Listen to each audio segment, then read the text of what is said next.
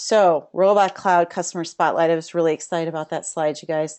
Okay, so let's hear a little bit about Jonathan Marcus and Doug Tomlinson. Jonathan Marcus is a Playworks Sync out of Dallas, Texas, and Doug is Mac IT Solutions out of San Antonio, Texas, and they are two dedicated users of Robot Cloud. Between the two of them, they manage hundreds of Macs. Now, I'm going to warn you, this is a little different than our previous webinars. We're going to do things more conversationally and letting Jonathan and Doug take turns answering questions and sharing insights on a bunch of different topics. We've had a lot of meetings, and you guys, I'm not sure what I'm going to do after this, not talking to you as much as we have been in the past couple of days. We've narrowed it down to 4 topics. Our first topic, we're going to talk about managed services, work smarter and think bigger. And we're going to move into automation, which is our favorite topic. What's in your toolkit? Jonathan and Doug are going to share some secret tools. They're really not secret, but things that they find helpful. And lastly, Q&A. All right, so let's meet these guys. First of all, this is Jonathan Marcus of Playworks Sync. And he started in 2003 serving small businesses and households, and he invoices between 100 and 200 clients a year. Just last year, he switched from Reactive to managed services and has about 19 clients. His most loyal businesses and home users, they're all on Robot Cloud. This is what makes Jonathan so special, is that he recently just moved from San Antonio to Dallas, and he took all of those clients with him that were in San Antonio. So he still is supporting those San Antonio-based clients and even grabbed a few on his way to the, way out the door. Thanks to Robot Cloud, he hasn't driven to see a single client in months. I just love that. Doug Tomlinson. Doug founded Mac IT Solutions in 2007. And he found Robot Cloud through a Jamf white paper about 3.5 years ago. He was one of our very first customers, and he depends on Robot Cloud for automated patching, local distribution points for imaging, and OS 10 upgrades. The majority of his business is managed services. So you guys, in the spirit that information wants to be free and time does not, let's hear from Doug and Jonathan. How you guys doing today? Real good, Amy. How are you? I'm doing good. All right. So, Doug, I'm going to start with you. And would you mind just sharing a little bit with us about your business? How many employees, your focus, all that kind of good stuff? Absolutely. So we started off 7 years ago this month. And for the first half of that, the 3.5 years, I was solo and doing all break fix. I brought on my first employee at the time that we started going towards a more managed service model. And that was at the same time that I started talking with y'all. We had something to handle our Windows clients, but there was nothing that I could find out there to do the same for our Mac-based clients, which was 75 to 80% of our business. We focus primarily on medical offices and law firms, but we have some various architectural firms and financial institutions that we do work for. We like Jonathan, we're kind of in the same boat, building 100 to 200 unique customers a year. I think at this point we've invoiced over 400, but that's dropped substantially in the last few years. We've got about 30 managed clients and with a total of about 500 computers. Wow. In all that we're managing with just now 3 technicians besides myself. So there's no way that we would be able to do that with that few of technicians without tools like Robot Cloud to help us. Jonathan, you want to tell us a little bit? I know your scope is a little different, or not scope, but picture is a little different than that. Yeah, definitely. I'd say my scope is different. So as you mentioned, I serve small businesses and households. I started out in 2003, and I worked as in traditional reactive mode for 10 years. And I've worked mostly by myself. For some time, I had one technician working for me, and I went through a series of technicians. And then I've decided to kind of go back and start working by myself again and build my business up from kind of from scratch, my workflow up from scratch. So I got smarter and I started using cloud apps like Zendesk and FreshBooks to get automated, and that definitely made me faster. And I think one of the smartest things I ever did was hiring a calendar and a building assistant. But then I just was not making the kind of money, and I wasn't efficient the way I wanted to be. And Doug had been telling me about Robot Cloud for a couple of years, and I was really reticent to, put all my clients' computers in the trust of another entity.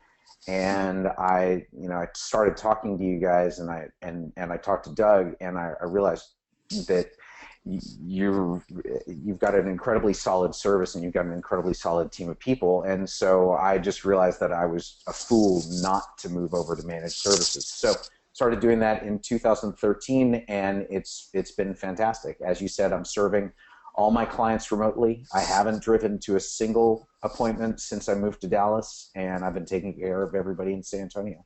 It's been good. That's awesome. I know you guys each briefly touched on this, but thinking about shifting, actually saying, okay, I'm going to do this. I'm reactive, and I'm going out and working in my clients' offices. I want to move to managed services. What are some of the barriers to that? And Jonathan, I think you mentioned, having tools in place really help propel you that way. Any other barriers that you'd want to touch on? I think implementing any tool is tough for us, for any business, and it's tough for a small business with a single proprietor trying to decide when to make the switch into using this thing to change your workflow is tricky. And certainly the notion of how do I transition my existing clients into this, and how do I get my new clients into a service like this. It took some gumption, and it took some thinking, and it also took some getting down and finally growing up and getting proper consulting agreements put together, proper contracts put together, and making that leap to get with a really official program. One thing I love that came out in our conversations was the whole notion that you're demonstrating value if you're not there in person. Because if you see me in your office, it's costing you more money. And having the right tools in place really support that with you guys, it seems like. Absolutely. Yeah. Tell us about one other model that you guys talked about using was the primary contact. And that, Ben, I'm sorry I forgot to introduce you and let everyone know you're here too. That's something Forget Computers embraces, is the primary contact concept. Do you want to share with that a little bit about how much you depend on that person, Jonathan? Sure. One of my sort of niches, the character of client that I go for, is I look for somebody who can do and doesn't mind doing some work for me, basically, to be boots on the ground. And that requires the people that are not afraid to do something under direction and guidance, and maybe in a business that's wise enough to hire somebody who has a little bit of technical background, may not be an IT person, but they know enough that we can work together and rectify things. So I'm kind of a guiding hand for a lot of my clients. That's great. Doug, one other concept that we talked about was the whole notion of the confidence to say no to certain clients. And you want to talk a little about that and how you've been more selective with your business as you've continued to grow? Sure. Actually, when we decided to transition to more of a managed support model, it was fairly predictable who our customers were going to be from who we had served prior to that, and most of those customers did come on. Some that we didn't expect to did as well. One of the barriers or hurdles that we've had is, being contacted for certain projects and meeting with new clients, and and actually trying to determine beforehand, before we've actually worked with them and earned their trust, that this is the way we work in a managed model, and try to explain to them how it's more appropriate in this day and age. It's something that saves them money, and we often have the conversation with business owners who have really never budgeted anything for IT. They were always unexpected expenses, whether it was replacing computers, whether it was calling a technician to come on site, and so we kind of emphasize the importance of that, and our ability to work with them much more quickly than what they've been used to in the past, because 80 to 90% of our work is done remotely. So there's no question my clients have less downtime because of managed services and because of Robot Cloud. Before we move on to automation, which is a huge part of this presentation, I would love for you guys to briefly talk about how you two work together, and Doug, how you support Jonathan's San Antonio customers while he's busy in Dallas, and in addition to that with Robot Cloud, how that makes that all work. Sure. We've actually only had one incident since Jonathan moved to Dallas a few months ago, and that was it was actually a server that needed to be upgraded, and we worked with Jonathan and the customer, managed to go in and do the work that was needed, and it was agreed upon that this was something that would be billed by us and not him, and the customer was fine with that. I think that we'll see more of that as time progresses, when there's needs on site for a particular client of Jonathan's that he's obviously not going to drive 4 hours for, but that's typically going to be with hardware failures that he'll send to the Apple Store typically. But for the server clients, I think that there's going to be a need for boots on the ground here in San Antonio. That's great. Is this unusual? Is that, I'm just wondering how many other managed service providers work like that?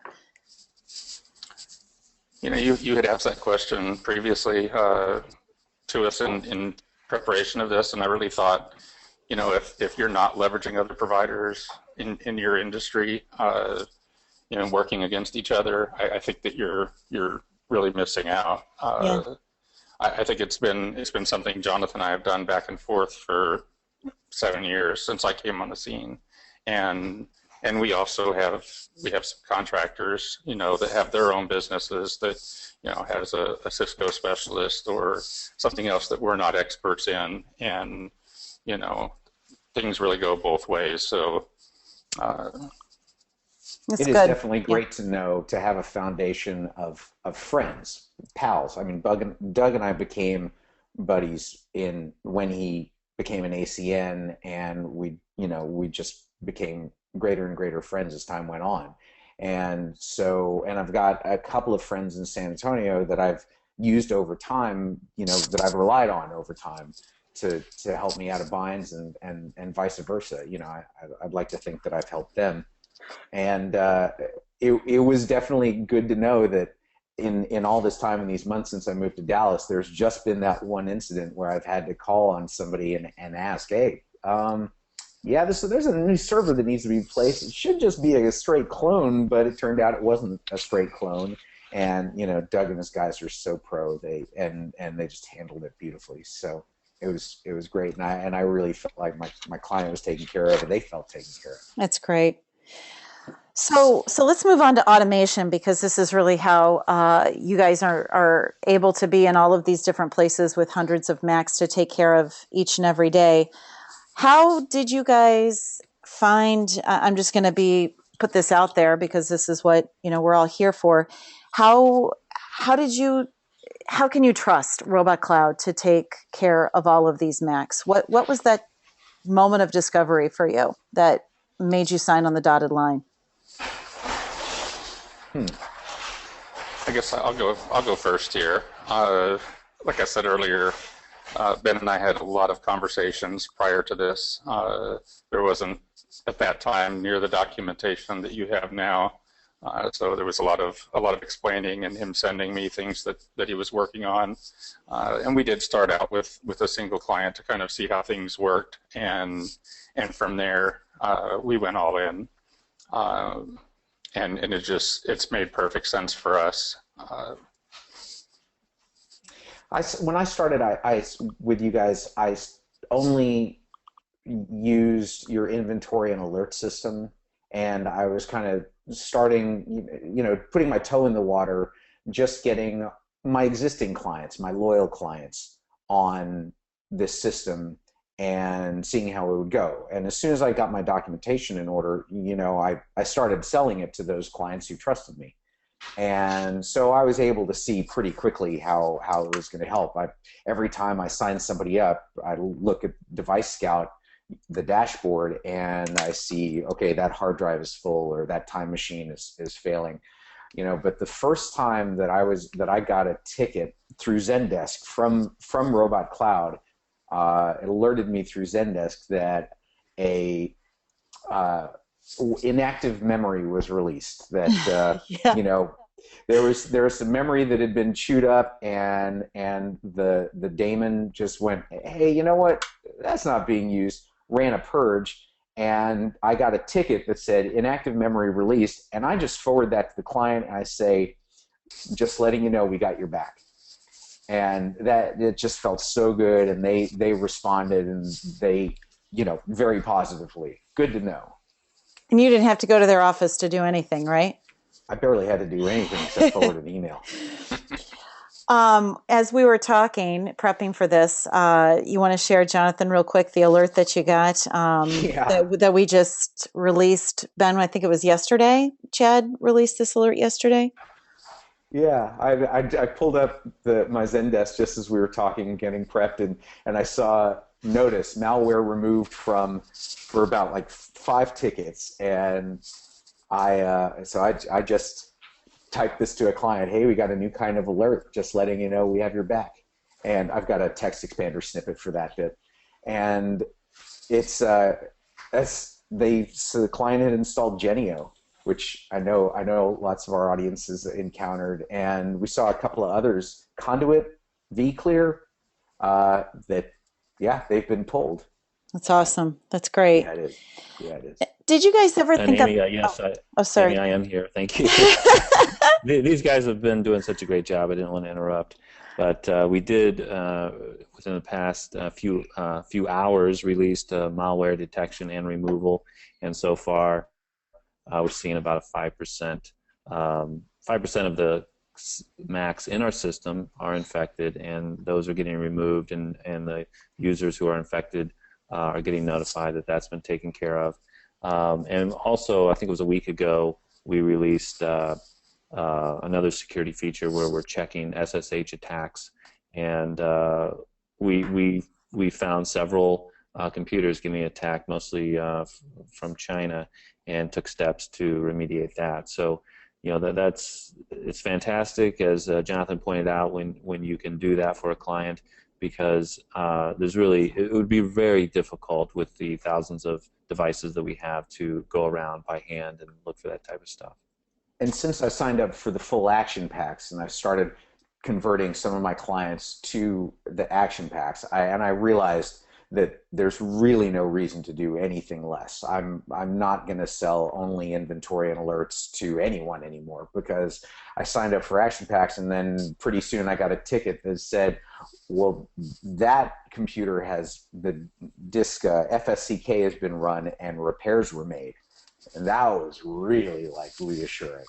So, and also I want to point out that when I started on with you guys, you didn't have an alert for Time Machine, because it was just something that you hadn't programmed in. I made a request, and you guys did it for me, and now I get notified when customer's Time Machine isn't backing up. And I do serve home users. I've got several households signed up for managed services, and I think that a lot of managed services providers don't do that, but they're paying the same as everybody else. Yep. It's great. So one thing we struggle with. That's a great point, Jonathan. Sorry, Amy. No, go ahead, Ben. I was going to chime in one last time. I'll stop interrupting, but that's a great example of where we try to continually innovate with the product. And the product is built really on our own experience since trying to automate, even though we've been around since 1998, it wasn't until 2006 that we really went after automating as much as possible, and then decided to make that same tool set available to people like Jonathan and Doug. I think it was around 2010 when we started toying around with that concept. And so we have a long history of a solution that we continue to use today and has been refined and refined and refined. And you really can just plug and play. However, our challenge is there's so much, it's so deep. How do we communicate that to prospective customers? And Doug mentioned it himself. He was a little nervous, like can this really work? And what are you doing? And we're continuing to feed more information to the internet about what we do, but it's a challenge because it's constantly evolving. Well, and Ben, to your point about trusting, some people I've talked to people that have said, I just script my own stuff. I want to write my own scripts and I want to trigger them from this ARD dashboard or some dashboard. And I'm not a field tech, so I'm not sure if I'm using exactly the right words, but I have these conversations and I think, am I missing something? Because I don't have to do anything with my computer. Things just kind of take care of themselves. It's auto magic, as Chad likes to say. Did you guys ever think about that as just scripting and rolling your own kind of solution? No. Okay. Awesome. No, I didn't. I had looked at, because we had the Windows customers, as we went through and evaluated, Enable, Kaseya, LabTech, all of those that were available, everyone, sure, we have Mac agents. Had Mac agents that would basically report that there was a Mac on the network and some of its system, specs, but that was the extent of it. It was difficult, and again, talking with Ben a lot, seeing the product, giving up that control to do those things, everything we've been doing manually, and trusting that in someone else's hands. Once we saw it working and could sit back and see the tickets roll in and things being taken care of, that's when I knew it was a total win for us. ARD is a great tool, but it's not strict. It's not truly automated. And building a system like you guys have built, one, it would be beyond my abilities, and two, I know how long it must have taken you. So Doug, one thing I'd love for you to talk a little bit about is the concept of local distribution points and how you've got a couple of clients that are being supported in that way with Robot Cloud. Okay. Could you just tell us a little bit about how that worked and how you teamed up with our team to make all that happen? Absolutely.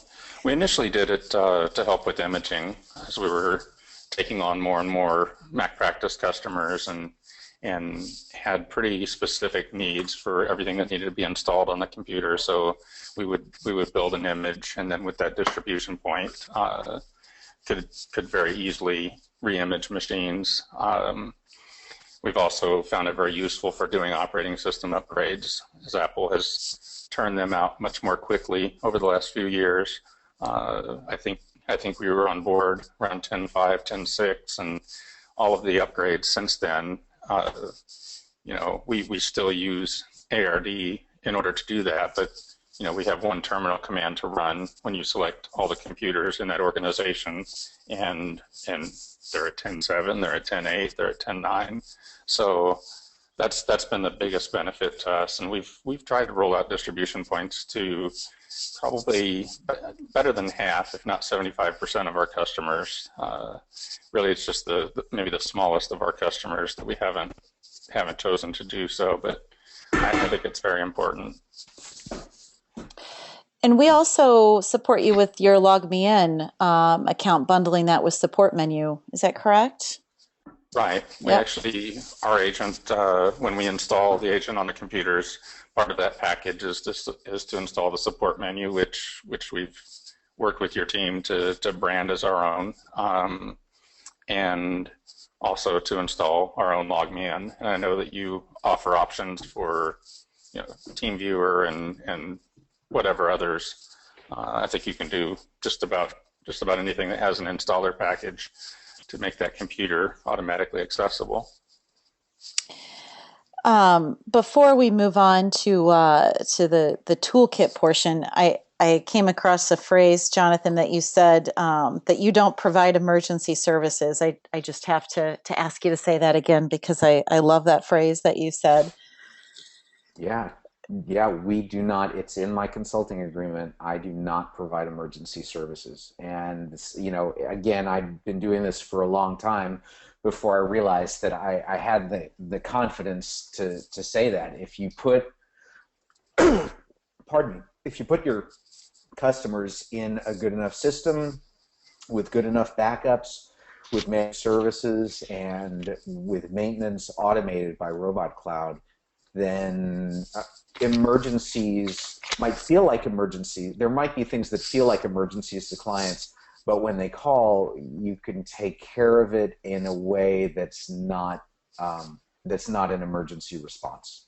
I know a lot of people are going to be real skeptical of that, but my clients trust me. They know it's going to get taken care of, and it does. I just don't make any promises like that. Good.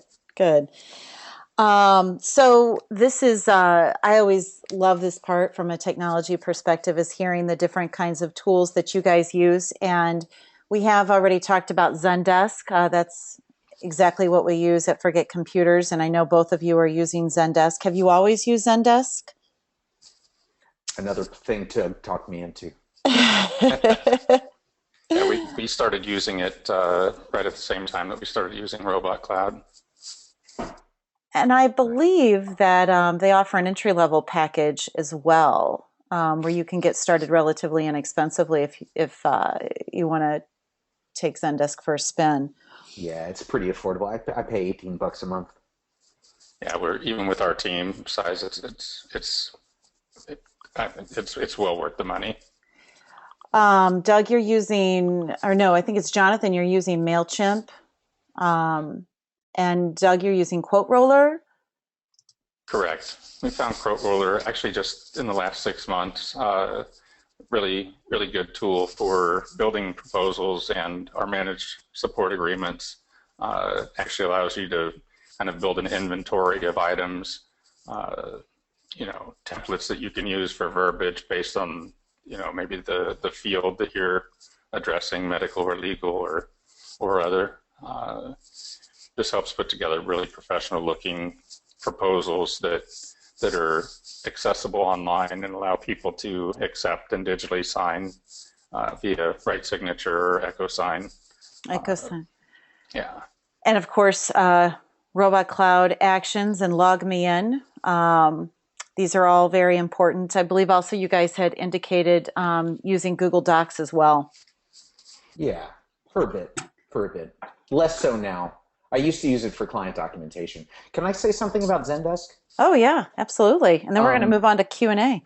Yeah, and Doug uses EchoSign. I use DocuSign for the contracts. They're both really good.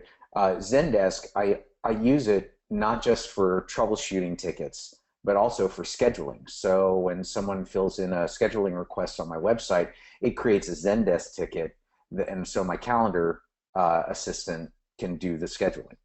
So it's a very powerful tool. Great. All right. Thank you, guys. I've got a ton of questions here, so I'm just going to fire these out. Ben, feel free to grab some questions as well. The first one I have is from our audience. Can Robot Cloud repair the disk at regular scheduled intervals automatically? Ben, could you address that one for me? Well, yes, it can repair the disk, but it only does so if it needs to. So it does, on a regular and scheduled basis, look for disk failures or directory issues, and then it fixes it. And if it cannot fix it, you get an alert that you need to take greater action, whether that's replace the drive, maybe possibly use something more advanced like Disk Warrior. But and that's where we talk so much about automation, how great this is, but at the end of the day, you need somebody like Douglas or Jonathan to really be the expert and to decide what to do when these problems arise. Doug and Jonathan, this next one's for you. With the use of Robot Cloud, has your rate, your monthly or hourly rate, changed? Did it change when you started integrating Robot Cloud into your solutions?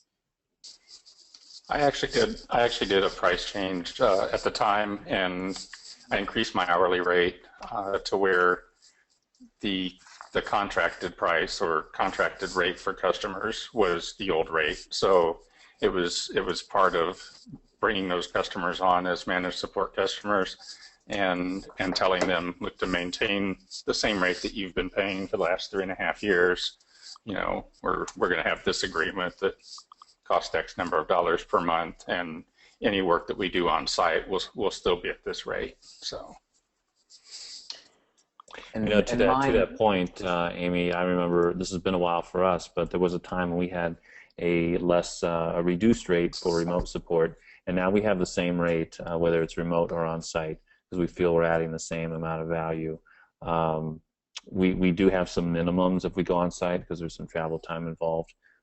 But I do encourage you, if you're not there yet, to have the standard rate no matter where you are located today. I used the standard rate myself for the longest time, and I said it was for anything, phone or email. I'm taking a bit of a different tack with it, I sell prepaid hours, and I offer a discount if those hours are used remotely. But with my managed services people, I build a certain amount of time, remote support time, into their contracts, and if I go over that, I go ahead and bill them for that. So they don't get unlimited support. But my goal is to not do, as I say, any on-site time if I can help it. I'm actually in a position now where I think I only have 1 or 2 customers remaining that we haven't re-signed agreements with rate increases, but including unlimited end user support remotely. We're working on redefining some of those things and perhaps using some flat rate pricing for certain things, because we realize we're no longer, even though it's one terminal command, we're no longer making any money for doing OS upgrades or for installing, virtual machines.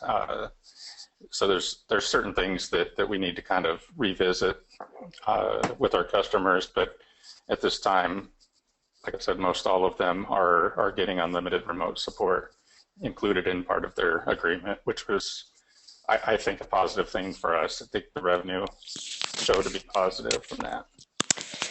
Right, and we also include with our Pro Support packages unlimited remote support. However, adds, moves, or changes, whether done on site or remotely, are either done at an hourly rate or a flat rate, as you mentioned, Doug. In fact, if you go to our support site, support.forgetcomputers.com, and search for a flat rate, you'll find, publicly what we are doing today with flat rates.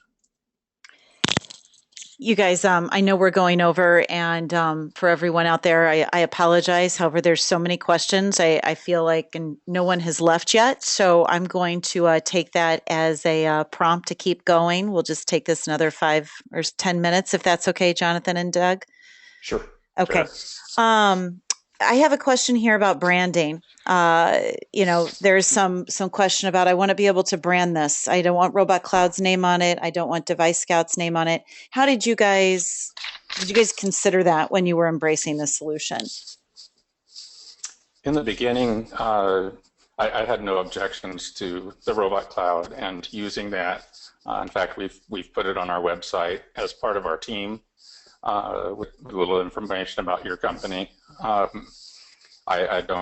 don't feel a need to hide the fact that we're using, a product that was developed by someone other than ourselves. There were things in the beginning as Ben and I kind of worked through stuff that, certain messages would pop up and actually have Forget Computer's name and telephone number, and little by little we worked through all those to make sure that never happened, and that hasn't been the case in the last few years. So Yeah, well, believe me, we want people calling you and not us. And Another question that somebody's asking about is a control panel. They want a control panel that they can use to make changes and do things on their own. I know you guys are, very experienced Robot Cloud users. Can one of you two take that question?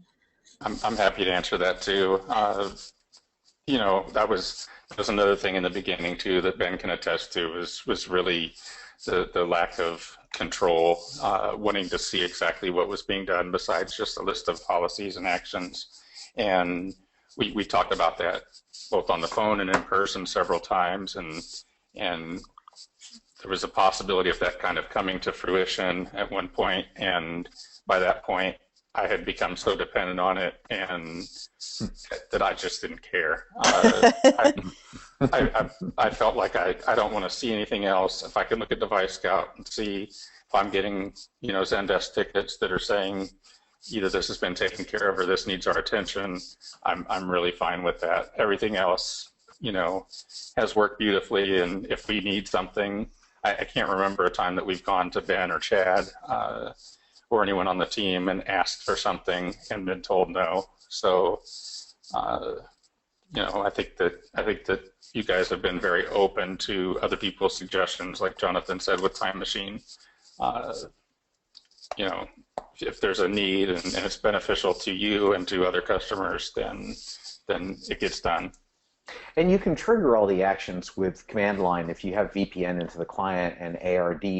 That's an easy way to roll a command out to multiple computers. And I'm all about empowering my users. So telling them to open up self-service and trigger something gives them a certain amount of, yeah, this is my Mac. I'm gonna Love that. That's great. So somebody has said, they just can't imagine going on site. They feel more profitable if they're there, and wouldn't they make less money if a customer wasn't paying them to go on site? It's they get more money if they're reactive rather than proactive. Have you guys found that to be the case? No, quite the contrary. I mean, I have more free time and I'm making more money per minute than I ever have. I can attest to that too. We've grown 50 to 100% a year for the last few years. So there's no question that this was the right decision for us. We make far more money out of being able to use a tool like this to do 75% or more of our management for us. And the less the customer sees us, the less they're paying, and we have those conversations where, some customers are kind of, if they feel like if they don't see someone there that we're not taking care of things, and you have that conversation and let them know, look, the less you see me, the less it's costing you, and the better your systems are being taken care of. So yeah, I have lots of conversations about moving from break fix to pro support. I think those organizations out there who are clinging to the break fix model, it's a very short-sighted view of helping the end user, and it may appear to make more money today, but I don't believe it's going to make more money in the long run. And in fact, you guys have articulated it very well. You with automation, with Robot Cloud, you can spend a lot more quality time with your customers, and they're going to value that a lot more than you just fixing things for them. I can actually give a direct example here in San Antonio. Just in the last 3 weeks, a computer company who's been in business since the 80s, working under a break fix model. My lead technician has actually done work for him off and on for many years, and told him about managed services and told him he needed to change his business model and go this way, and he was just stuck in his ways and working break fix, and as of 3 weeks ago their business is no more. And so we're trying to work with their client base, their existing client base, to see which ones are ideal candidates to move over to Robot Cloud. Let me Great. know how we can help. It's important to say here also, you're going to find customers that appear not to be into it. There are people who don't want to have monthly subscriptions and yada yada. Well, those are people who are going to have to deal with emergencies and things that they have to react to and deal with downtime. They don't want it. That is totally okay. I'm going to move on to the next person who does. And that goes back to what you guys were saying earlier. It's all about focus and having the confidence to say no. Totally. Yeah. So we're going to wrap this up. Thank you guys for hanging with us for this extra time. Jonathan and Doug have graciously provided their contact information. We have on the screen here their Twitter handle, their website, and their email address. So please feel free to contact them either through us or directly to them. And I'm sorry, you guys, I got another question. I got actually two more questions after we start wrapping this up. I will address these separate. Doug's contact info. Yeah, we will address that separately. And then Doug Tomlinson of Mac IT, and again, he's in San Antonio, and Jonathan's in Dallas. He also has provided his contact information as well, Twitter, website. They both have a fabulous website. Jonathan's got a portion of his website that's like the store. I think that's what you call it, which is great. And Doug's email there is as well. So if these are two great guys, they've been very open and supportive through this whole process and patient and true Apple community spirit here. And then lastly, if you guys would like to get in touch with us, there's our Twitter handle. We have 3, Robot Cloud, Device Scout, Forget Computers. We have a Facebook page. And of course, you can always email us at info@forgetcomputers.com. Thank you guys so much. Please do not forget to check our website. For anyone that is going to JNUC in late October, we are hosting an event, a mini session. So check out the JNUC website or our website for that information, and we will be back in touch. If you want to take Robot Cloud for a spin, check out these new alerts that these guys were talking about. Just email us, sign up on the website, and we'll get you started right away. Jonathan, Doug, Ben, thank you guys so much. This has been a blast, and I'm going to miss you guys. I don't know what I'm going to do for the next, couple weeks without talking to you guys every day. You'll get over it. All right. Thanks, guys. Talk to you later. Thank you very much. Okay. Bye. Bye. Take care.